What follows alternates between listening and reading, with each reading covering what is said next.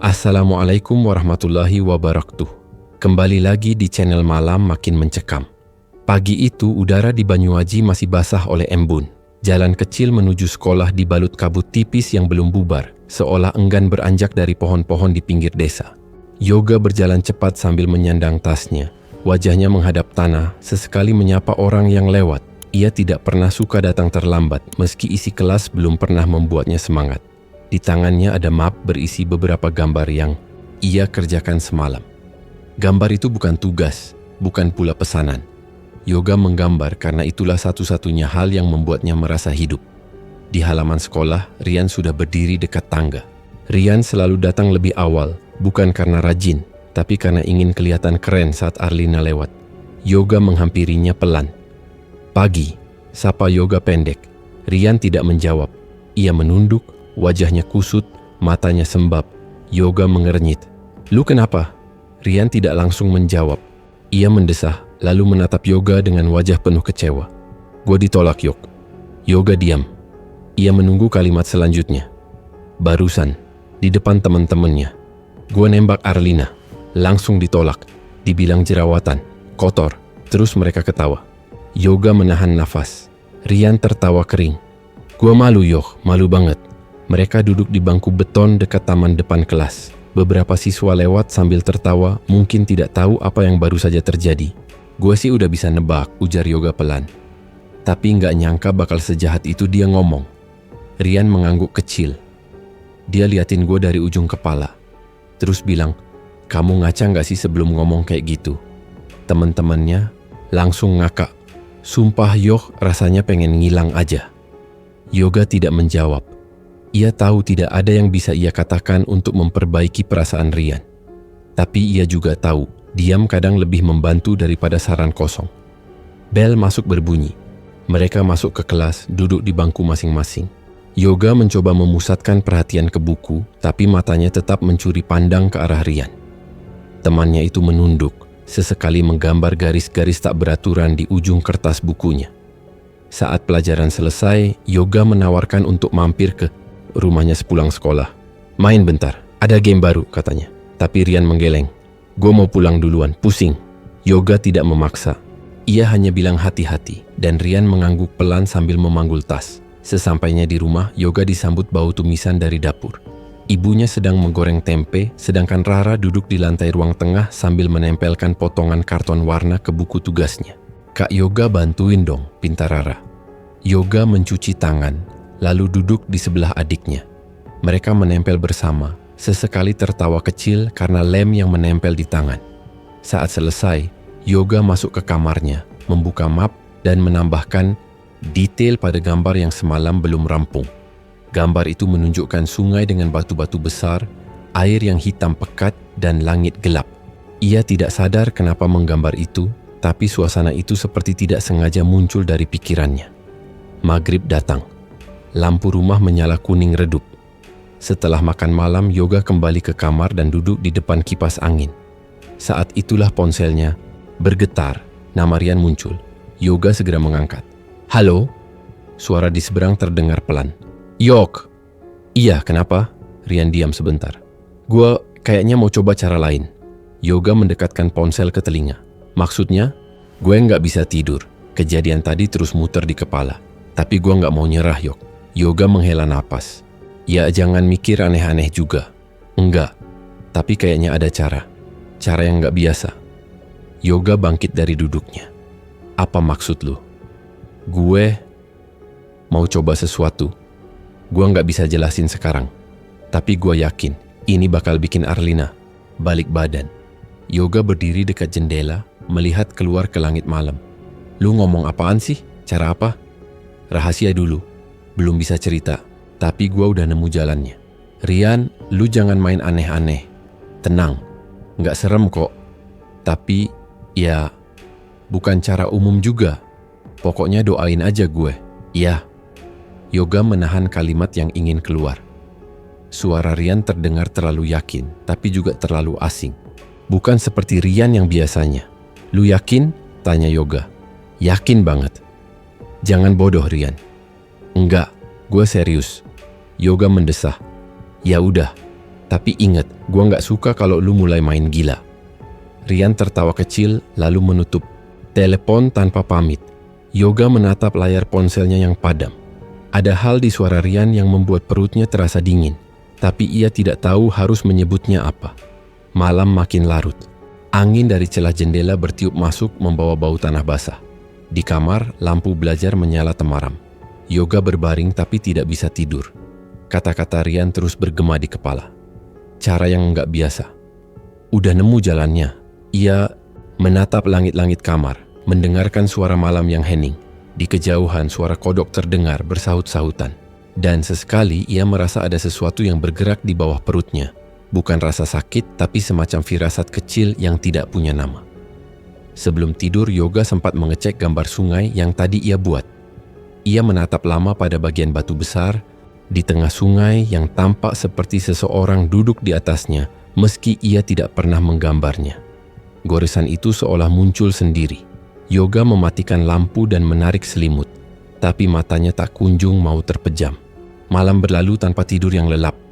Keesokan harinya mata Yoga sembab, tapi ia tetap berangkat ke sekolah. Di gerbang, Rian sudah berdiri seperti biasa, tapi kali ini ada yang berbeda. Ia tersenyum lebar, bahkan melambaikan tangan pada Yoga. "Pagi, Yok," sapa Rian ceria. Yoga berjalan mendekat masih menahan kantuk. "Pagi, tumben lu semangat," Rian cengengesan. "Lu nggak akan percaya." "Apaan?" "Gue jadian." Yoga berhenti sejenak. "Sama siapa?" "Arlina." Yoga diam. Mulutnya terbuka sedikit, tapi tak ada kata keluar. Ia menatap wajah Rian, mencari kebohongan. Tapi tidak ada tawa ejekan. Tidak ada nada bercanda, hanya senyum puas. "Serius?" tanya Yoga pelan. Rian mengangguk, penuh bangga. "Kemarin dia yang nyamperin gue, bilang kalau dia nyesal udah nolak gue. Terus dia bilang mau coba jalanin hubungan sama gue." Yoga masih tidak percaya. "Tapi lu baru aja ditolak seminggu lalu, di depan banyak orang." "Makanya gue bilang, ini luar biasa." Mereka duduk di bangku yang sama seperti sebelumnya. Rian membuka botol air dan minum dengan santai. Yoga masih menatapnya penuh tanya. "Lu ngapain, Rian?" tanya Yoga. "Maksud lu? Gue tahu lu gak mungkin diem aja. Lu bilang mau coba cara gak biasa. Nah, lu ngapain?" Rian menatap sekeliling. Suaranya merendah. "Gue kasih tahu tapi lu jangan cerita ke siapa-siapa." "Iya, gue pakai sesuatu." Yoga makin mencondongkan tubuhnya. "Sesuatu?" "Minyak." "Minyak apaan?" "Minyak semerbak, itu namanya." Yoga mengernyit. "Minyak semerbak apaan?" Rian melihat kanan kiri. "Itu minyak pemikat. Tapi bukan minyak biasa. Ini bukan beli di pasar atau pesanan online. Ini dari tempat angker." Yoga makin diam, suaranya pelan. "Tempat angker?" "Sungai Watu Hitam," bisik Rian. "Yang di belakang kebun bambu?" "Iya." Yoga menelan ludah. Tempat itu sudah lama dikenal angker. Orang bilang dulunya tempat mandi mayat. Banyak cerita soal penampakan dan suara-suara aneh. "Lu ke sana, Mi?" tanya Yoga. "Sama paman gue. Dia yang ngajarin. Gue disuruh nyari tanah yang lembab deket batu gede yang kayak tempat duduk. Terus..." Rian berhenti sebentar. "Gue harus tetesin darah gue sendiri ke situ." Yoga menahan napas. "Darah lu?" "Iya, pakai jarum dikit aja. Abis itu gue harus diam nunggu di situ sampai pagi, sendirian." "Lu gila," bisik Yoga. Rian tertawa, kecil. "Emang gila, tapi berhasil." Paginya, tanah tempat gue tetesin darah itu kayak menggelembung. Terus keluar botol kecil dari dalam tanah. Warnanya merah tua. Kayak darah juga, tapi nggak bau, nggak amis. "Lu ambil?" "Iya," kata paman gue, "itu minyak semerbak. Kalau mau pakai tinggal tetesin dikit ke jari. Terus usap ke alis mata sambil bayangin wajah orang yang kita mau." Yoga masih belum bisa menerima sepenuhnya. "Dan itu langsung ngaruh?" "Lu lihat sendiri hasilnya." Yoga menatap tanah. Banyak hal ingin ia tanyakan tapi tak tahu mulai dari mana. "Itu aman?" tanya Yoga. Rian mengangkat bahu. "Gue sih baik-baik aja, tapi ada pantangannya." "Apa?" "Nggak boleh dipakai orang lain selain yang ambil langsung dari tanah itu. Kalau dilanggar katanya bisa bahaya." "Bahaya gimana?" Rian tidak menjawab. "Pokoknya pantangan. Paman gue bilang keras banget soal itu. Dia bahkan nggak pernah makai sendiri." Yoga mengangguk pelan. Dalam hatinya, ia merasa campur aduk antara percaya dan tidak. Tapi ia tahu Rian tidak sedang bercanda. Bel berbunyi. Mereka masuk kelas. Di tengah pelajaran, Yoga melirik ke arah Rian yang duduk 2 meja di depan. Rian terlihat santai, bahkan beberapa kali mengirim pesan lewat kertas kecil yang dilempar ke bangku Arlina. Arlina membalas dengan senyum. Yoga mulai merasakan keganjilan yang sulit dijelaskan. Bukan soal minyak, bukan juga soal Arlina, tapi lebih ke perubahan sikap Rian yang terlalu cepat, terlalu percaya diri, terlalu berbeda dari sebelumnya. Saat istirahat, mereka duduk lagi di tempat yang sama. Yoga membuka bekalnya, tapi tidak makan.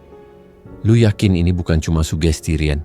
Lu pikir sugesti bisa bikin cewek kayak Arlina langsung nempel? Bisa jadi dia emang berubah pikiran aja.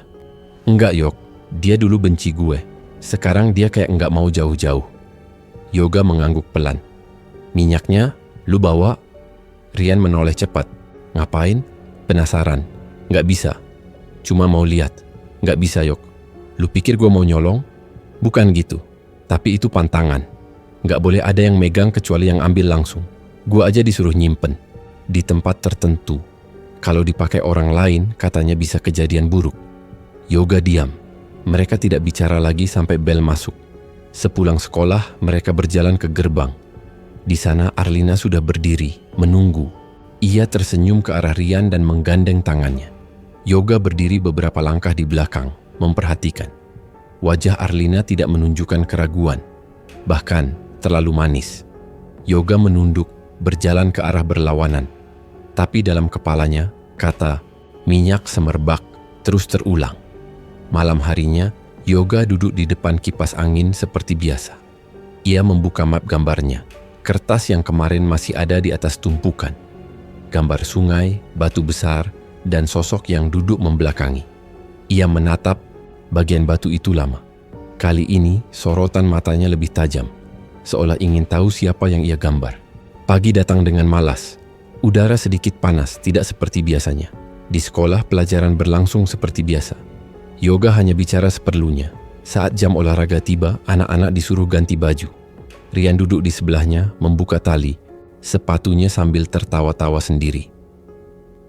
Lu kenapa sih ketawa mulu? Tanya Yoga. Gue lagi mikirin Arlina, jawab Rian. Malam tadi dia kirim suara nyanyi lewat rekaman. Suaranya fals banget, tapi gue bahagia. Yoga hanya tersenyum, tipis. Lu bawa minyak itu? Bisiknya. Rian menoleh cepat. Ada. Tapi disimpan dalam tas, jangan diapa-apain. Yoga mengangguk. Mereka ganti baju di kamar mandi. Rian masuk lebih dulu, sedangkan Yoga masih melepas kaosnya di pojokan. Saat Rian pergi ke kamar mandi membawa baju ganti, tasnya tertinggal. Di bangku, mata Yoga melirik ke arah tas itu. Pelan-pelan ia mendekat. Ia membuka resleting kecil di bagian dalam dan menemukan botol kecil berwarna bening. Cairannya merah tua, seperti darah kental. Tutupnya ulir logam, sudah sedikit berkarat. Yoga memandang pintu kamar mandi, sunyi. Ia mengambil botol itu, membuka, tutupnya perlahan. Tidak ada bau, hanya rasa dingin di ujung jari saat cairan itu menyentuh kulit. Ia meneteskan sedikit ke jari telunjuk. Cairan itu terasa licin dan dingin. Ia mengoleskannya ke alis mata sambil menutup mata. Dalam pikirannya, ia membayangkan wajah Tiara. Rambut sebahu, suara lembut, dan senyum kecilnya saat meminjam penghapus. Yoga menghela nafas, lalu segera mengembalikan botol ke dalam tas Rian. Ia tutup resleting, duduk kembali, dan berpura-pura masih mengenakan kaos. Jam olahraga berlalu begitu saja. Yoga hanya setengah hati berlari. Pandangannya beberapa kali mencari-cari sosok Tiara, tapi tak ketemu. Ia hanya merasa dadanya berdebar lebih cepat dari biasanya. Waktu sekolah habis dan anak-anak bersiap pulang. Yoga masih duduk di dalam kelas. Ia tahu hari ini jadwal piketnya bareng Tiara. Satu persatu temannya keluar. Tiara mengambil sapu, menyapu lantai kelas dengan pelan. Yoga berdiri, memunguti sampah kecil, lalu berjalan pelan ke arah Tiara. Tiara, panggilnya. Sahut Tiara tanpa menoleh. Aku mau ngomong. Tiara berhenti menyapu. Ia menatap Yoga. Apa? Yoga menelan ludah. Aku suka kamu. Mau nggak jadi pacarku? Tiara memandangnya, lalu tersenyum canggung. Yoga, maaf ya, aku belum kepikiran buat pacaran. Suaranya pelan, tapi cukup jelas. Yoga diam. Tiara kembali menyapu, pura-pura tidak terjadi apa-apa. Yoga menunduk. Kakinya kaku. Ia memungut selembar kertas tanpa melihat, lalu berkata, "Nggak apa-apa, makasih udah jawab." Setelah itu, ia pamit dan keluar dari kelas. Udara luar lebih panas dari siang biasanya. Sepanjang jalan pulang, Yoga tidak berkata apa-apa. Pikirannya campur aduk. Malu, kecewa, bingung. Apakah minyak itu tidak berfungsi? Atau ia yang salah pakai? Sesampainya di rumah, ia masuk ke kamar tanpa bicara dengan siapapun. Ia rebah di kasur, menatap langit-langit dengan pandangan kosong. Rara sempat mengetuk pintu, tapi Yoga hanya menjawab pelan, "Nggak apa-apa, lagi capek." Malam datang cepat. Adzan maghrib berkumandang dari masjid ujung jalan. Saat suara muadzin mulai terdengar, kepala Yoga mendadak berdenyut. Ia menutup mata, memegang pelipis. Dada terasa berat. Suara adzan terdengar seperti gema besi yang memukul-mukul dalam kepala. Yoga meringis, lalu duduk di ujung ranjang. Ia menutup telinga. Detak jantungnya melonjak cepat. Saat suara adzan selesai, rasa sakit itu perlahan hilang. Yoga bangkit, berjalan ke kamar mandi untuk mengambil wudhu. Saat ia memutar keran, air menyentuh kulitnya seperti pecahan es. Ia menarik tangannya cepat, air itu dingin luar biasa. Yoga mencoba lagi, perlahan. Airnya tetap sedingin tadi. Ia menggigil, tapi tetap melanjutkan wudhu. Setelah selesai, ia salat dengan tubuh yang masih menggigil. Malam semakin larut. Yoga memutuskan untuk tidur lebih awal. Ia menarik selimut, memejamkan mata, berharap bisa tenang. Tapi baru beberapa menit ia terbangun. Dadanya berat. Ia membuka mata. Tubuhnya tak bisa digerakkan. Kaku. Napasnya sesak. Ia mencoba memanggil tapi mulutnya terkunci. Matanya bisa bergerak tapi tangan, kaki, semuanya seperti ditindih beban berat. Dalam keadaan terdiam, ia melihat pintu kamarnya. Pintu itu perlahan membuka sendiri. Engselnya berderit. Di balik celah pintu ada sesuatu yang menjulur masuk. Rambut, hitam panjang basah. Rambut itu merayap di lantai seperti ular. Disusul oleh kepala yang pelan-pelan menyembul. Wajahnya tertutup rambut. Tubuhnya tidak tampak jelas, hanya seperti gumpalan hitam berbulu. Makhluk itu masuk perlahan, merangkak. Kuku-kukunya mencakar ubin, suaranya menjerit kecil seperti serangga. Yoga ingin menjerit, tapi lidahnya keluh. Matanya terbuka lebar. Makhluk itu mendekat. Rambutnya menjuntai menyapu lantai. Aroma lembab dan dingin memenuhi kamar. Makhluk itu berdiri dekat ranjang. Tubuhnya lebih tinggi dari pintu. Ia tidak memiliki wajah yang jelas, hanya rambut dan suara desahan berat. Yoga menutup matanya kuat-kuat. Dalam hati ia membaca doa. Beberapa kali, pelan, tanpa suara, tubuhnya gemetar. Saat ia membuka mata, makhluk itu sudah tak ada. Pintu kembali menutup sendiri, perlahan. Ia bisa menarik napas. Pelan-pelan tubuhnya mulai bisa digerakkan. Tapi rasa takut itu tidak pergi.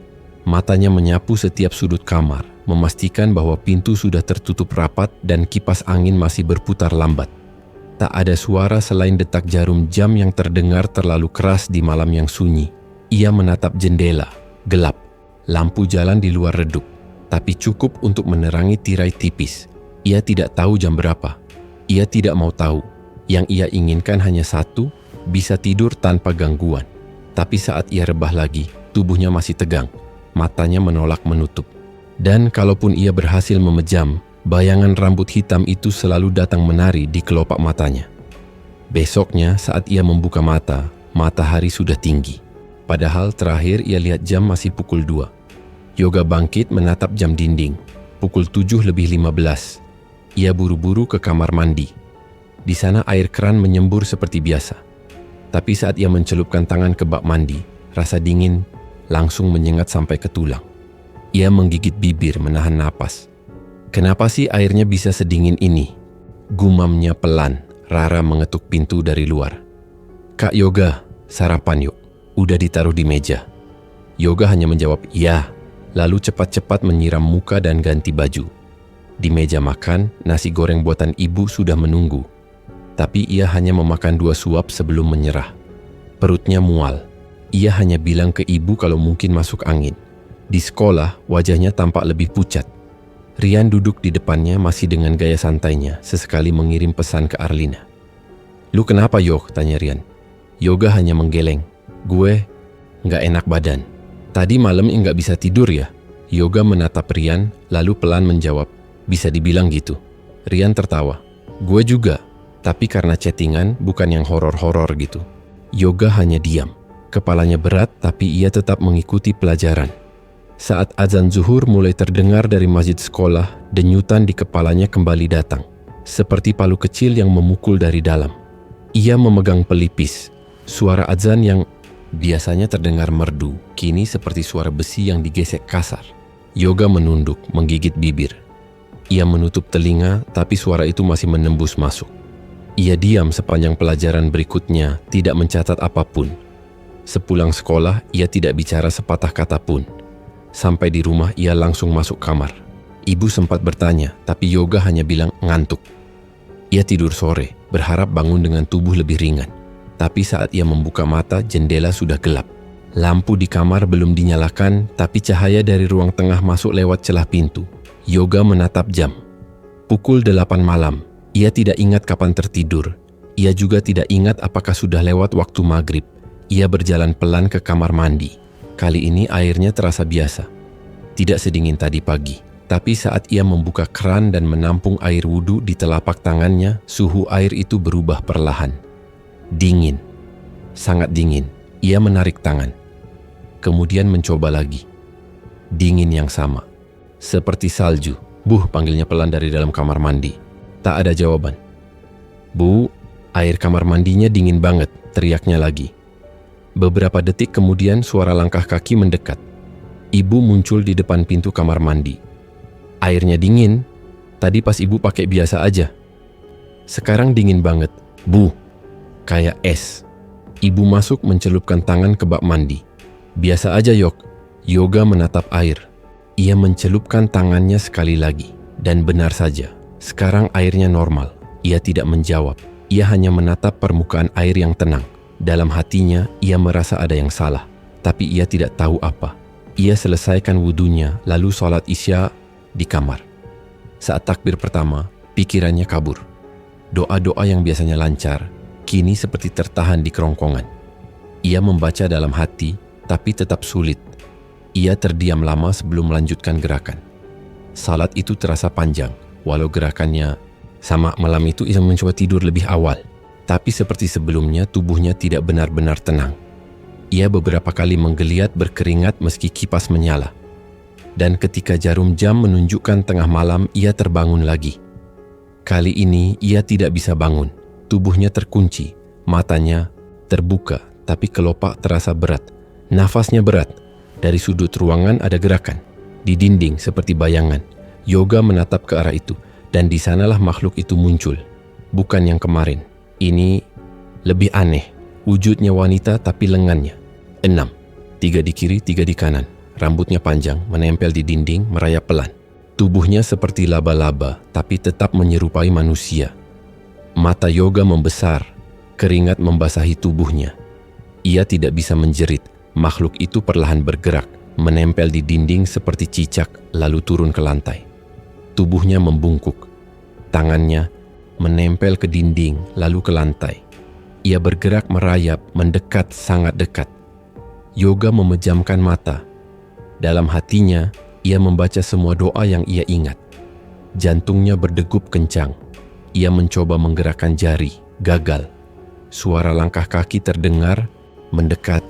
Pintu kamar terbuka sedikit. Ibu masuk memanggil, "Yoga, kamu tidur?" Tangan ibu menyentuh kakinya. Saat itu juga, tubuh Yoga bisa bergerak. Nafasnya kembali. Ia membuka mata. Makhluk itu menghilang. "Yoga, kamu basah semua. Kamu mimpi buruk ya?" tanya ibu. Yoga tidak langsung menjawab. Ia menatap wajah ibunya lama. Tangannya masih gemetar. Aku cuma mimpi, Bu." Ibu mengusap dahinya. "Udah, tidur lagi. Jangan pikir aneh-aneh." Yoga mengangguk. Tapi malam itu, ia tidak tidur lagi. Ia duduk bersandar di dinding, memeluk lutut. Matanya menatap jendela yang tertutup. Ia tidak tahu jam berapa. Pagi datang dengan mata berat. Yoga tak benar-benar tidur, hanya sempat memejam sebentar sebelum ayam jantan berkokok. Tubuhnya lemas, wajahnya pucat. Ibu memanggilnya dari dapur. Yoga buru-buru, sarapan udah siap. Yoga hanya menjawab, lirih, iya bu. Di meja makan hanya ada telur dadar dan nasi putih. Rara sudah berangkat lebih dulu karena sekolahnya lebih pagi. Ibu menatap wajah Yoga. Kamu demam ya? Enggak bu, cuman capek. Kalau capek jangan maksain ke sekolah. Gak apa-apa, aku bisa. Ibu mengangguk pelan, tapi tatapannya masih khawatir. Di sekolah, suasana tetap ramai. Tapi, di kepala Yoga semua terasa sunyi. Ia hanya berjalan lurus menuju kelas. Sesekali teman menegur, tapi ia hanya mengangguk kecil. Rian sudah duduk di bangkunya, wajahnya tidak seperti kemarin. Hari ini ia terlihat murung, menunduk, dan tidak ada senyum yang biasanya muncul. Yoga duduk di sebelahnya. Diam sebentar, lalu membuka suara. Rian, gue mau nanya. Rian tidak menjawab. Tangannya menggambar garis di buku tulis tapi tidak membentuk apa-apa. Minyak itu, lanjut Yoga pelan. Masih lu bawa? Rian mendongak. Matanya sempit seperti menatap curiga. Kenapa nanya? Yoga menelan ludah. Gue cuman pengen tahu, masih ada nggak? Lu pernah megang nggak? Yok, tanya Rian, nadanya berubah tegas. Yoga diam. Jawab Yok, lu pernah pakai? Yoga menunduk. Iya. Waktu lu ke kamar mandi pas olahraga. Rian langsung berdiri. Kursinya berderit.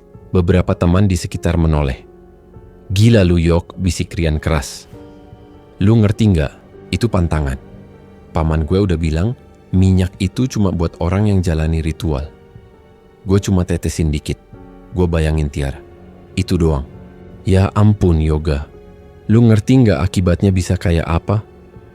Yoga menunduk lebih dalam. Rian menghela napas keras. Gue udah ngerasa aneh dari kemarin. Arlina mulai dingin sama gue. Bahkan semalam dia matiin telepon pas gue lagi ngomong. Yoga menatap Rian. Gue juga diganggu Rian. Setiap azan kepala gue sakit. Air wudhu dingin kayak es. Gue mimpi buruk terus. Semalam ada makhluk bertangan banyak. Rian menarik napas dalam-dalam. Ia terduduk lagi. Lu seharusnya nggak nekat. Yok, itu bukan minyak biasa. Itu ada ikatannya. Dan lu bukan bagian dari itu. Terus gue harus gimana sekarang? Tanya Yoga. Gue juga nggak tahu. Paman gue bilang, kalau ada yang langgar, bakal ada harga yang harus dibayar. Harga apa? Dia nggak pernah jelasin. Tapi dia bilang, makin sering gangguannya, makin kuat cengkeramannya. Yoga terdiam. Tangannya mencengkeram ujung meja. Bel masuk berbunyi. Mereka kembali ke posisi masing-masing. Tapi pelajaran hari itu tidak benar-benar masuk ke kepala Yoga.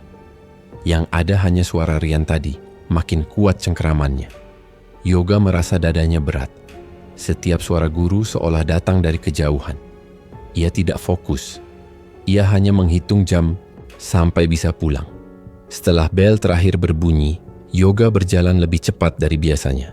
Ia tak menunggu Rian, tak menengok siapapun. Ia ingin sampai rumah, masuk kamar dan diam. Di rumah, ibu sedang menyapu halaman. Udah pulang?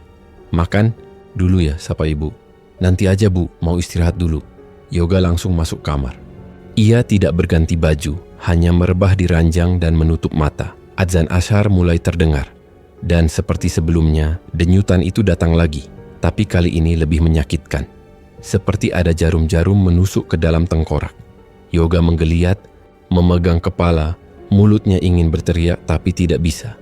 Ia berusaha bangun tapi tubuhnya menolak. Urat-uratnya kaku, napasnya pendek. Suara azan bergema makin keras di kepalanya, seperti diputar berulang-ulang dalam gema kosong. Dari sudut matanya, ia melihat sesuatu di dekat lemari. Awalnya gelap, lalu muncul bayangan, lalu bentuk, rambut, kuku, lengan panjang, dan suara seretan. Makhluk itu muncul perlahan, kali ini tidak berdiri. Ia merangkak dengan 6 tangan. Gerakannya cepat, tidak wajar. Yoga ingin berteriak, tapi mulutnya tetap terkunci. Ia menangis, air matanya keluar, tapi tidak ada suara. Tangis itu hanya di dalam dada. Makhluk itu memanjat ke dinding, lalu ke langit-langit, lalu turun. Kepalanya menghadap terbalik, menatap Yoga dari atas. Tidak ada mata, hanya rambut dan kulit hitam. Tubuhnya melayang pelan ke bawah, mendekatkan wajahnya ke wajah Yoga yang kaku. Yoga membaca doa dalam hati sekuat mungkin, tapi tak ada suara yang bisa keluar. Tenggorokannya terkunci, dadanya sesak. Ia menutup mata, tubuhnya menggigil. Suara makhluk itu kini ada di dekat telinga, bernapas berat seperti hembusan dari dalam sumur. Ketika ia merasa hampir kehilangan kesadaran, suara langkah terdengar dari luar kamar. Pintu diketuk. "Yoga, kamu tidur?" Suara ibu. Tidak ada jawaban. Tapi makhluk itu perlahan menjauh. Yoga membuka mata. Ruangan kembali kosong. Tubuhnya bisa digerakkan. Ia bangkit pelan, terduduk. Badannya basah kuyup. Napasnya berat. Ia menatap pintu. "Iya, Bu." Suaranya lemah. Ibu membuka pintu. "Kamu tidur? Tadi ibu panggil-panggil." "Enggak, cuma merem aja." Ibu masuk dan duduk di pinggir ranjang. "Kamu sakit ya?" Yoga menggeleng. "Enggak. Mau minum teh hangat?" "Enggak usah. Aku cuma pengen sendiri dulu." Ibu mengangguk lalu keluar pelan. Pintu ditutup. Yoga masih duduk di ranjang. Tubuhnya belum benar-benar tenang. Keringat dingin sudah mulai mengering di kulitnya, tapi rasa gemetar itu belum sepenuhnya hilang. Ia menatap ujung jarinya lalu menyentuh kening. Masih hangat, masih berat. Beberapa menit berlalu. Yoga bangkit, berjalan pelan ke arah meja kecil di pojok kamar. Ia duduk, membuka map gambar, tapi tidak menyentuh isinya. Ia hanya menunduk. Di luar kamar, suara ibu terdengar samar, seperti sedang menelepon seseorang. Suaranya cemas, dan Yoga hanya bisa menebak siapa yang ibu hubungi. Tak lama kemudian, pintu kamar diketuk pelan. "Yoga, ada tamu. Boleh masuk?" Yoga tidak menjawab. Ibu membuka pintu perlahan. Di belakangnya berdiri seorang lelaki tua dengan sarung coklat, kemeja lusuh, dan peci hitam yang sudah pudar warnanya. Janggutnya putih, matanya tajam tapi tenang. "Ini Pak Hadi, ingat kan?" tanya ibu. Yoga mengangguk pelan. Pak Hadi dulu guru ngaji saat ia kecil, tapi sudah lama tidak datang ke rumah. Pak Hadi masuk, duduk di kursi dekat tempat tidur. "Assalamualaikum." "Yog." "Waalaikumsalam, Pak. Kamu kelihatan capek." Yoga tidak menjawab. Pak Hadi membuka tas kecilnya. Dari dalamnya ia mengeluarkan sebuah botol air putih, gunting kecil, dan kain putih gulung. "Ibumu cerita banyak, tapi saya mau dengar langsung dari kamu. Cerita aja, Yog, pelan-pelan." Yoga menatap ibu sebentar, lalu mulai bicara. Ia ceritakan semuanya. Tentang Rian, minyak merah, cara pakai, adzan yang menyakitkan, air wudhu yang membeku, sampai makhluk berkuku dan wanita bertangan 6. Pak Hadi mendengarkan tanpa menyela. Wajahnya tetap tenang, tapi matanya tak berkedip. Setelah Yoga selesai, Pak Hadi menghela napas panjang. "Yok, yang kamu alami bukan cuma mimpi, bukan juga halusinasi. Itu nyata. Ada sesuatu yang masuk ke dalam tubuh kamu." "Apa maksudnya masuk?" "Jin. Bukan jin biasa. Ini jin jahat yang senang diundang lewat cara-cara musyrik. Waktu kamu pakai minyak itu, kamu buka pintu buat dia. Dan dia langsung masuk." Ibu duduk di tepi tempat tidur, memegangi tangan Yoga. "Terus gimana, Pak? Apa bisa dikeluarin?" "Insya Allah bisa, tapi Yoga harus siap. Ini bukan perkara ringan." Yoga mengangguk. "Saya siap, Pak." Pak Hadi membuka kain putih, lalu mengambil gunting. "Saya harus ambil semua rambut kamu. Rambut itu yang jadi perantara ikatan antara kamu dan jin itu. Setelah itu, kita bungkus dan bakar." Ibu menelan ludah. "Dipotong semuanya?" "Iya, harus." Yoga hanya diam saat rambutnya mulai dipotong. Gunting itu bergerak pelan, lembar demi lembar rambut jatuh ke lantai. Ibu mengambil baskom kecil untuk menampung rambut yang sudah terpotong. Setelah selesai, kepala Yoga bersih. Pak Hadi memasukkan rambut itu ke dalam kain putih dan mengikatnya erat. "Sekarang minum ini dulu." Pak Hadi menyodorkan botol kecil berisi air yang tadi ia keluarkan dari tas. Yoga menerimanya. Saat tutup dibuka, bau aneh langsung tercium. Bukan bau busuk, tapi seperti logam dan debu lama. "Minum sampai habis," kata Pak Hadi. Yoga menempelkan mulutnya ke botol dan mulai meneguk. Di tekukan pertama, air itu terasa panas di tenggorokan. Bukan pedas, tapi seperti membakar dari dalam. Ia tersedak, batuk, tapi tetap minum lagi. Wajahnya meringis, matanya berair, tangannya gemetar. "Teruskan," kata Pak Hadi. Yoga menghabiskan air itu. Habis. tubuhnya langsung menggigil. Perutnya mual, keringat keluar dari pelipis. Pak Hadi menatapnya tajam. "Sekarang saya azan di telinga kamu. Dengarkan baik-baik. Jangan tolak, jangan tutup telinga." Yoga mengangguk meski tubuhnya masih goyah. Ia duduk bersila dan Pak Hadi mendekatkan mulutnya ke telinga kanan Yoga. "Allahu Akbar, Allahu Akbar." Suara itu jelas dan lantang. Tapi di telinga Yoga suaranya seperti menembus tulang. Rasa panas menyebar ke seluruh kepala. Matanya melotot. Ia berteriak kecil. Tubuhnya menggigil hebat. Ibu menahan bahunya. "Ya Allah, sabar ya nak." Pak Hadi terus melanjutkan azan. Saat baris kedua dikumandangkan, tubuh Yoga terangkat sedikit dari lantai. Keringatnya mengucur deras. Dan tiba-tiba di sudut kamar muncul bayangan. Dari langit-langit makhluk itu merayap. 6 tangan. Rambut menjuntai, mata kosong. Ia menatap Yoga lalu mulai bergerak cepat. Tapi sebelum makhluk itu menyentuh tubuh Yoga, Pak Hadi menengadahkan tangan yang menggenggam kain putih berisi rambut tadi. Bayangan itu berhenti, bergetar, lalu perlahan seperti asap tubuhnya tersedot ke dalam kain. Yoga berteriak tapi tak bersuara. Kepalanya menunduk. Makhluk itu terus terserap ke dalam kain putih seperti ditelan pusaran. Ibu dan Yoga bisa melihat asap tipis yang bergerak dari langit-langit masuk ke kain di tangan Pak Hadi. Dalam beberapa detik, ruangan kembali diam. Tubuh Yoga terkulai. Pak Hadi menatap kain putih itu. Warnanya berubah. Dari putih menjadi abu, lalu gelap. Ia menggulungnya erat, lalu berdiri. "Kita harus bakar ini sekarang juga," katanya. Ibu membantu Yoga berdiri. Tubuhnya lemas, tapi ia masih bisa berjalan pelan keluar kamar. Di halaman belakang, Pak Hadi menaruh kain itu di atas tanah, mengambil korek dan sebatang lidi. Ia menyalakan api di ujung lidi, lalu menyulutkan ke kain itu. Api menyala cepat, tapi bukan warna merah. Warnanya hitam, tebal, seperti asap oli terbakar. Bau hangus memenuhi udara. Yoga menutup hidung. Api itu menyala tinggi selama beberapa detik, lalu padam dengan sendirinya. Yang tersisa hanya abu hitam berbentuk seperti telapak tangan yang membuka lebar. Pak Hadi menatap Yoga. Ini belum selesai sepenuhnya. Tapi untuk sekarang jin itu sudah keluar. Yoga mengangguk lemah. Ibu memegangi pundaknya. "Terima kasih Pak Hadi." Pak Hadi mengangguk. "Jangan pernah ulangi lagi. Jangan sentuh benda apapun yang kamu sendiri nggak ngerti asalnya. Jin itu licik. Mereka ngasih apa yang kamu mau tapi nuntut lebih dari yang kamu sangka." Yoga hanya diam. Tubuhnya masih lemas, tapi kepalanya terasa jauh lebih ringan. Rasa sakit yang biasanya datang saat suara azan terdengar, kini lenyap seperti embun pagi. Ia duduk diam di kursi kayu halaman belakang, sementara Pak Hadi berdiri dekat abu hitam yang tadi terbentuk dari pembakaran kain putih berisi rambutnya. Api itu sudah padam, tapi aroma hangusnya masih tersisa, tidak seperti bau biasa. Lebih tajam, lebih menyengat, seolah ada sesuatu yang tak kasat mata ikut terbakar bersama rambut itu. Ibu berdiri di samping Yoga menggenggam pundaknya dengan kedua tangan. "Alhamdulillah, anakku bisa tenang lagi." Suaranya bergetar, matanya merah. "Terima kasih Pak Hadi. Saya nggak tahu harus gimana kalau bukan karena sampean." Pak Hadi tidak menjawab segera. Ia menatap ke langit malam. Asap yang tadi mengepul dari pembakaran kain naik lurus ke atas tidak bergoyang meski angin bertiup dari arah utara.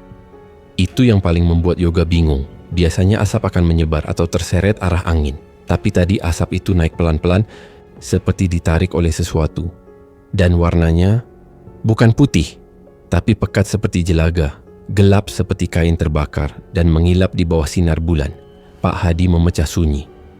Jin itu memang gaib, tapi bukan berarti kita boleh ganggu wilayah mereka. Sekali masuk ke dunia mereka, keluarnya nggak gampang. Kadang mereka nempel seumur hidup. Kadang mereka ikut sampai generasi berikutnya. Ibu menggenggam pundak Yoga makin erat. "Yang penting sekarang udah aman kan?" Pak Hadi mengangguk pelan. "Untuk sementara iya, tapi jangan sampai ada yang ngulang. Jangan simpan sisa-sisa minyak itu.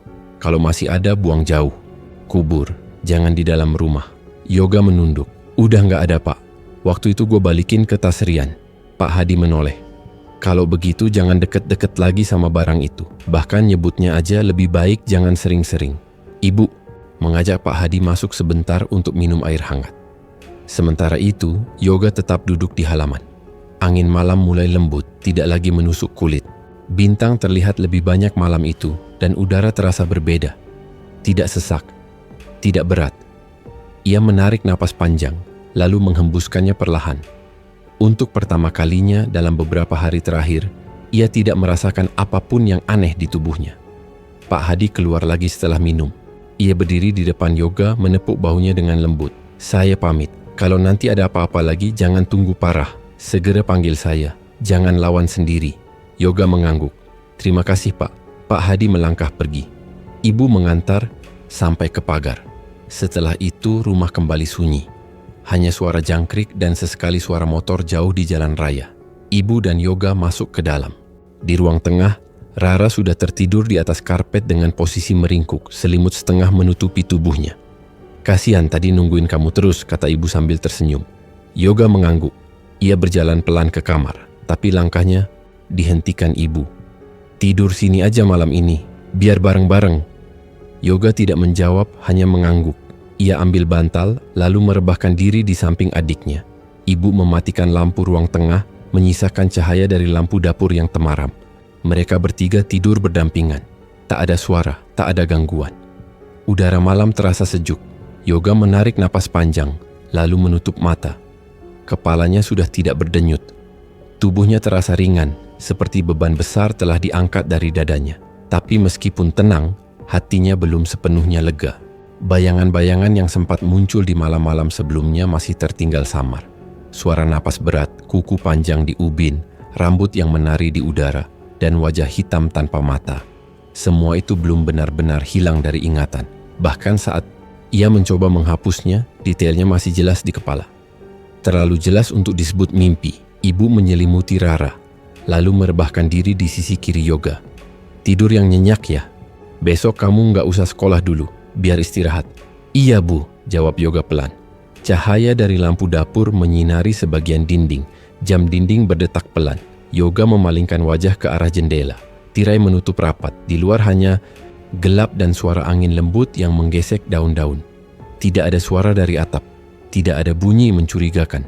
Tapi Yoga tidak langsung tidur. Matanya terbuka lama, memandangi langit-langit rumah yang samar terlihat. "Ibu," gumamnya pelan.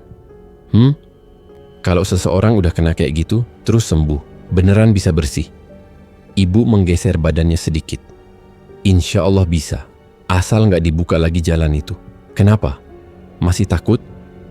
Yoga mengangguk. "Masih kebayang." Ibu mengelus lengannya pelan. "Wajar, tapi sekarang kamu nggak sendirian. Tadi kamu kuat, kamu nurut, dan Allah bantu. Itu yang penting." Yoga menoleh menatap wajah ibu. Mata ibunya berkaca.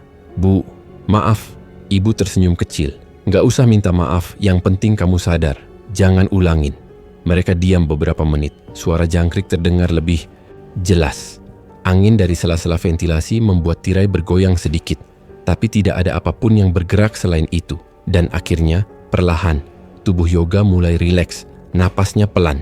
Matanya tertutup. Tapi bahkan dalam ketenangan itu, jauh di dalam batinnya, ia tahu bekas dari apa yang pernah masuk ke tubuhnya mungkin tidak hilang sepenuhnya. Mungkin hanya bersembunyi, mungkin hanya tidur. Tapi malam ini, untuk pertama kalinya, ia bisa memejamkan mata tanpa rasa sakit di kepala, tanpa tubuh yang terkunci, dan tanpa sosok menyeramkan yang menatap dari pojok langit-langit.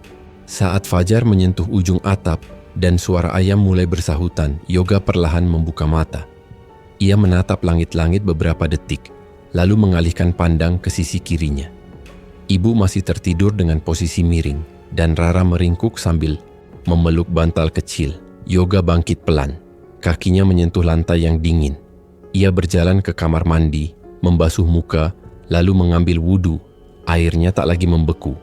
Tak ada rasa sakit, tak ada sensasi tajam di kulit. Ia tersenyum tipis, lalu menunaikan salat subuh dengan tenang. Setelah selesai, ia duduk sebentar di ruang tamu, memandangi cahaya pagi yang mulai masuk dari sela tirai. Udara pagi hari itu berbeda, tenang, tapi ada sesuatu yang terasa kosong. Ia bangkit, bersiap ke sekolah walau ibu menyuruhnya untuk tetap di rumah. "Aku udah baikan Bu," katanya singkat. Ibu tak melarang lebih jauh, hanya menyodorkan bekal dan menatap anaknya lama. "Kalau capek, Langsung pulang ya. Di perjalanan menuju sekolah, Yoga berjalan agak lambat. Kepalanya tidak sakit, tapi pikirannya berat. Di gerbang sekolah, biasanya, Rian sudah berdiri di dekat tiang bendera, menunggu sambil memainkan kunci motornya. Tapi pagi itu, tak ada siapa-siapa. Yoga menoleh ke sekeliling, lalu berjalan masuk. Ia masuk kelas lebih dulu, meletakkan tas, lalu duduk. Teman-teman mulai berdatangan. Tapi tak ada yang menyapa dengan ceria. Suasana terasa sunyi. Beberapa menit kemudian, wali kelas masuk. Wajahnya kaku. Ia berdiri di depan kelas, lalu menarik napas panjang sebelum bicara. Anak-anak, hari ini saya mau sampaikan kabar duka. Seluruh ruangan hening. Teman kita Rian meninggal dunia tadi malam di rumahnya. Beberapa siswa langsung bereaksi. Apa? Serius Bu? Kok bisa? Yoga terdiam. Badannya mendadak dingin. Suara di kelas hanya terdengar seperti bisik-bisik jauh. Ia hanya menatap lurus ke depan, tapi tidak benar-benar melihat. Wali kelas melanjutkan, menurut keluarganya, Rian sudah lama punya keluhan paru-paru. Tapi malam tadi kondisinya memburuk dan tidak tertolong. Setelah itu pelajaran ditiadakan. Banyak siswa saling membicarakan kabar itu, tapi Yoga tidak ikut bicara. Ia duduk diam, pandangannya kosong. Saat bel istirahat berbunyi, Yoga berjalan keluar kelas sendirian, menuju taman kecil dekat ruang guru. Di sana ia duduk di bangku semen, menunduk. Tak lama kemudian seseorang memanggilnya. Kak Yoga, suara pelan dari arah belakang. Yoga menoleh. Seorang anak laki-laki kecil berdiri di sana, mengenakan seragam SD, membawa ransel biru. Wajahnya mirip Rian. Kamu adiknya Rian ya? Anak itu mengangguk. Ia duduk di sebelah Yoga. Aku lihat Kak Rian tadi malam, katanya pelan. Yoga menoleh cepat. Maksudnya, anak itu menunduk. Suaranya nyaris berbisik. Tiba-tiba Kak Rian bangun dari tidur terus teriak-teriak. Teleponnya jatuh. Aku pikir dia mimpi. Tapi pas aku buka pintu, badannya udah kayak... Ia terdiam, lalu menelan ludah. Badannya kebakar Kak, tapi nggak ada api. Kulitnya kayak terbakar sendiri. Bau gosong, tapi nggak ada yang nyala. Yoga tidak bisa bicara. Tenggorokannya kering. Jantungnya berdetak tak karuan. Kamu lihat sendiri, anak itu mengangguk, pelan dan takut. Dia sempat bilang, tolong, tolong, terus diam. Aku panggil ibu, terus semua langsung panik. Tapi waktu dibawa ke rumah sakit, kata dokter, udah nggak bisa diselamatkan. Yoga duduk membeku. Tubuhnya dingin. Ia ingin bicara tapi mulutnya berat. Anak itu menatapnya sebentar. Kakak Rian bilang, jangan ada yang pakai minyak itu selain dia. Dia pernah cerita, tapi waktu itu aku nggak ngerti maksudnya. Yoga menutup mata. Ia menarik napas panjang, tapi dada terasa sesak. Aku, suaranya nyaris tak terdengar, pernah pakai itu. Anak itu menatapnya, tapi tidak berkata apa-apa lagi. Ia hanya berdiri, menunduk sebentar, lalu pamit. Aku mau balik ke rumah, Kak. Yoga mengangguk tanpa suara. Sepulang sekolah, Yoga tidak langsung ke rumah. Ia berjalan ke arah gang kecil yang menuju kebun bambu, tempat di mana sungai Watu Hitam bermuara. Dari jauh, ia hanya berdiri di tepi jalan, menatap arah hutan yang memanjang ke timur. Di sana, di balik pohon-pohon tua, ada batu besar di pinggir sungai. Batu yang entah mengapa dulu tergambar di sketsa miliknya. Batu tempat semua ini mungkin bermula. Ia tak berani mendekat, hanya menatap dari jauh. Angin sore menyapu rambutnya yang sudah habis dicukur. Matahari mulai condong dan bayangan pepohonan makin panjang di tanah. Yoga menunduk menggenggam ujung bajunya. Di rumah, ibu sudah menunggu. Dari mana aja, kamu nggak langsung pulang? Tanya ibu. Yoga masuk tanpa menjawab. Ia hanya duduk di ruang tengah, melepas sepatu, lalu memejamkan mata. Beberapa menit kemudian ia berkata, pelan, Rian meninggal bukan karena sakit. Ibu menoleh, duduk di depannya. Loh, kok kamu bilang begitu? Yoga membuka mata, menatap ibu dengan pandangan berat. Karena aku tahu, aku juga ikut dalam apa yang dia lakukan. Aku yang buka pintu buat semua gangguan itu. Dia lebih dulu. Ibu tidak langsung bicara. Lalu, ia pegang tangan Yoga. Kamu masih hidup, masih bisa bertobat, dan kamu sudah keluar dari itu semua. Jangan bawa rasa bersalah ini sendirian terus. Yoga menunduk. Tapi aku nggak bisa lupakan dia. Dia sahabatku, tapi dia juga yang tarik aku ke semua ini. Dan aku biarkan. Jangan salahkan diri terus. Kamu bisa doakan dia. Itu lebih baik. Malam itu, untuk kedua kalinya, Yoga tidur dengan tenang. Tapi sebelum memejamkan mata, ia sholat lebih lama dari biasanya. Ia berdoa dengan suara hati yang dalam. Dan dalam doanya, ada nama yang disebutnya terus, Rian. Di balik selimut, Yoga menggenggam bantal. Matanya perlahan tertutup. Tapi di dalam dadanya, ada luka yang tidak kelihatan. Bukan luka karena kehilangan, tapi luka karena pernah tergoda pada jalan pintas yang menjanjikan cinta. Tapi ternyata hanya membawa petaka. Ia tahu, tidak semua cinta bisa dipaksa. Tidak semua keinginan layak dikejar dengan cara sesat. Dan tidak semua janji gaib berakhir indah. Dan malam itu, untuk sahabat yang sudah pergi, ia berjanji dalam hati tidak akan pernah menyentuh jalan gelap itu lagi. Terima kasih sudah nonton sampai akhir. Jangan lupa like, subscribe, dan aktifkan loncengnya agar kamu gak ketinggalan cerita-cerita horor selanjutnya di channel Malam Makin Mencekam. Wassalamualaikum warahmatullahi wabarakatuh.